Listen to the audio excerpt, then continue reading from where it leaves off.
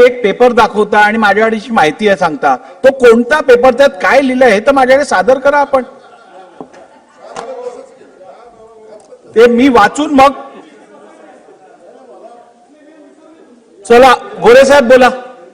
अध्यक्ष महोदय, महाराष्ट्र विधानसभा नियम अध्यक्ष महोदय, महाराष्ट्र विधानसभा नियम 273-74 अन्वये मी सामनाचे संपादक सन्माननीय संजय राजाराम राऊत त्यासोबत या विधानसभा सभागृहाचे सदस्य सन्माननीय रोहित पवार आणि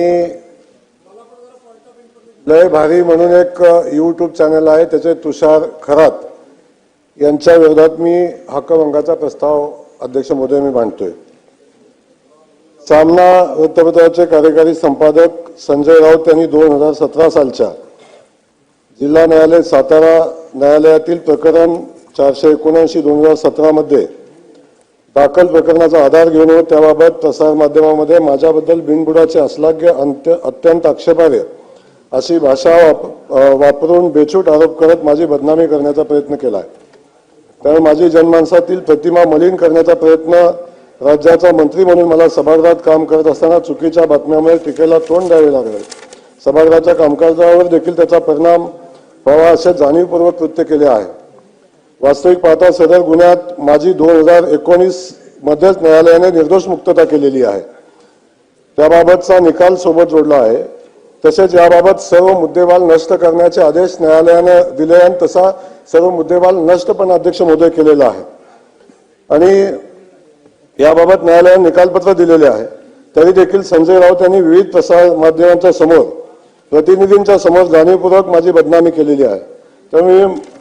त्यामुळे त्यांनी माझा व सभागृहाचा विशेषाधिकार भंग तसेच न्यायालयाचा अवमान केलेला आहे, सार्वभौम सभागृहाचा अपमान केलेला आहे. म्हणून मी संजय राऊत, कार्यकारी संपादक सामना यांच्या विरुद्ध अध्यक्ष महोदय मी हक्कभंगाचा प्रस्ताव मांडतोय. त्यासोबत अध्यक्ष महोदय, या सभागृहाचे सदस्य रोहित पवार यांनी सभागृहाच्या बाहेर अधिवेशन चालू असताना याच प्रकरणावर, आता मी पुन्हा तोच विषय वाचून अध्यक्ष महोदय न दाखवता हाच त्यांच्या विरोधात मी हक्कभंगाचा प्रस्ताव दाखल केलेला आहे. अध्यक्ष महोदय, त्यासोबत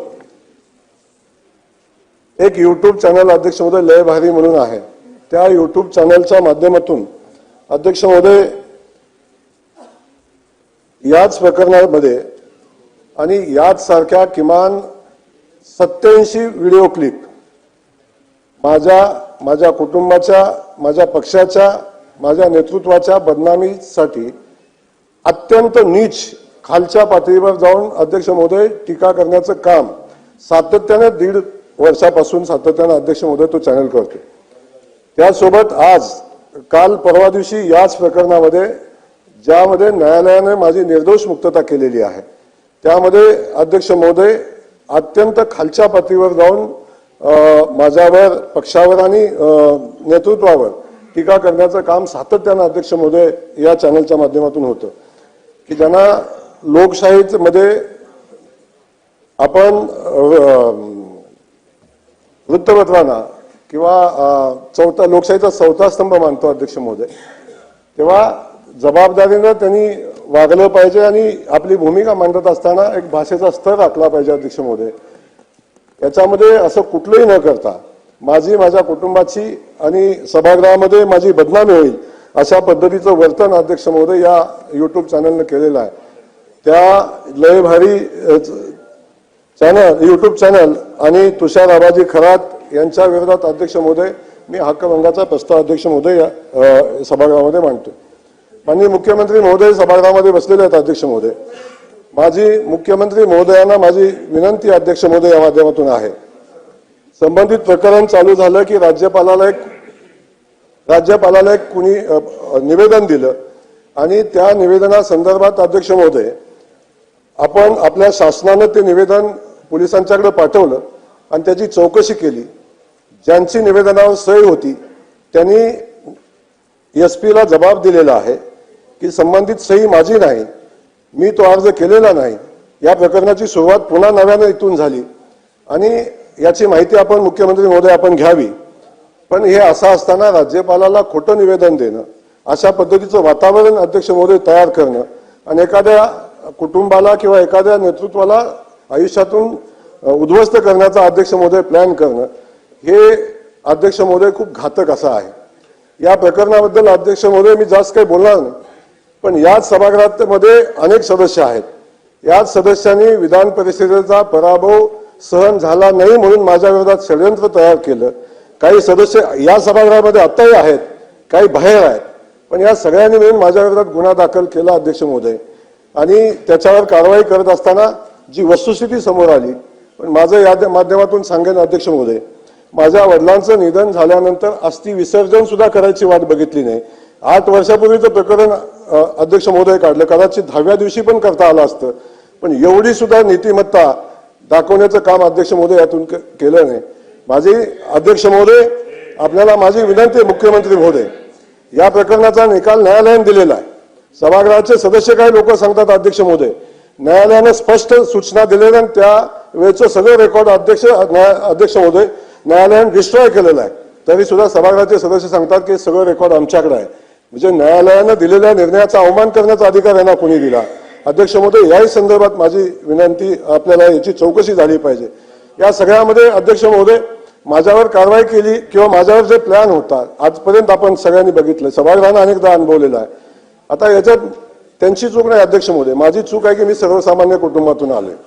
माझ्या मागे राजा महाराजांचा कुठल्या संस्थानिकाचा आशीर्वाद नाही, पण सामान्य कुटुंबातल्या एखाद्या युवकानं पुढे यावं, राजकीय क्षेत्रामध्ये काम करावं, अशा पद्धतीचं सहन न होणारी मंडळी अध्यक्ष महोदय या ठिकाणी अशा पद्धतीचं प्लॅन करतात आणि कायम या बदनामीचं षडयंत्र अध्यक्ष महोदय आजपर्यंत केलं.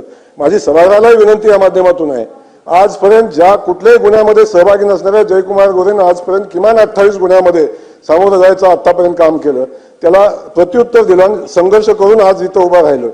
पण माझी या माध्यमातून विनंती एवढीच अध्यक्ष महोदय आहे, असे असंख्य प्रसंगाला सामना देत असताना एखादा जयकुमार संघर्ष करून पुढे पोहोचतो, पण अशा अनेक नेतृत्वाला संपवण्याचं काम आजपर्यंत अध्यक्ष महोदय या अनेक लोकांनी अगदी प्लॅन करून केलेला आहे.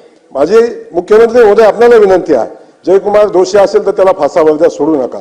पण माझी या माध्यमातून आपल्याला विनंती आहे, अशा पद्धतीचं अर्ज देणं, अशा पद्धतीचं प्लॅन करणं, राज्यपालाला अर्ज देणं आणि त्याच्यावर आपण चौकशी केल्यानंतर संबंधितांनी ज्यांनी अर्ज केला ते सांगतात की मी अर्ज केला नाही, अशी चौकशी अध्यक्ष महोदय याची, मुख्यमंत्री महोदय याची चौकशी झाली पाहिजे आणि त्याच्यावर त्याचा सोक्ष लागला पाहिजे, त्याच्यावर कारवाई झाली पाहिजे.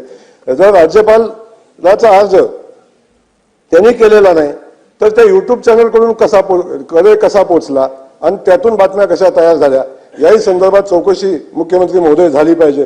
माझी आपल्याला मनापासूनची विनंती आहे की आपण या संदर्भातली चौकशी कराल आणि माझ्यासारख्या सामान्य सदस्याला न्याय द्याल, अशा पद्धतीची भावना या निमित्ताने व्यक्त करतो.